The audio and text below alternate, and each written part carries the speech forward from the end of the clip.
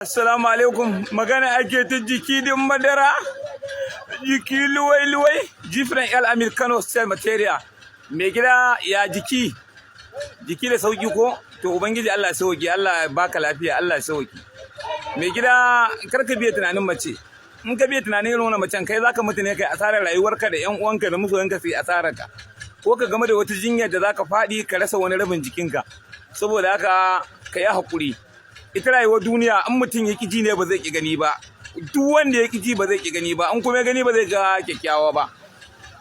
Mai gida ka san sai Sadiya ta fi ƙarfinka, ba matarka ba ce ba ta fi ƙarfinka, baka da wayewa ko arziki ko buɗe da zaka ce za ka yi control din sai Sadiya ta fi ƙarfinka.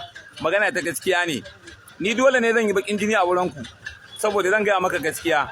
Saboda haka ni abin da ya sama ne magana zai yake naga kana har ƙarin ruwa ke maka, to magana ta gaskiya ne ka cire wani tunanin a rayuwarka. Mace ya kamata ka auri daidai da kai, wadda zaka ce mata yes no, an san dole zaman taro dan zaka ce yes din a ce no din, ko ka ce no a ce yes. Amma magana ta gaskiya sai Sadiya ta fi karfin ka. Babu shawarar da mutane ba su baka ba, babu irin zagi da habicin da baka yi mutane ba. Ka fara faɗa da mutane saboda ganin gaskiya, to amma yanzu me za ka fito maka rinka faɗa? Ai bai kamata ba, ai sai su dariya. Mutane suke ta magana akai suna gaya ma gaskiya, ai sai su dariya akai. Ni shawarar da nake baka ka yi hakuri ku je ku zauna, tunda matarka ne da aurenta, ni ban baka shawara ka saki matarka ba, kar ka sake ta, ka rike ta hannu biyu ku yi hakuri. Amma fa daman abin da ka sani ne, dole ba za ka ce yes a ce ma yes akan kari ba, ba za ka ce no a ce ma no akan kari ba. Dole ne wata nan a tafi a murɗe, wata nan a rigingince, wata nan a yi wani abu.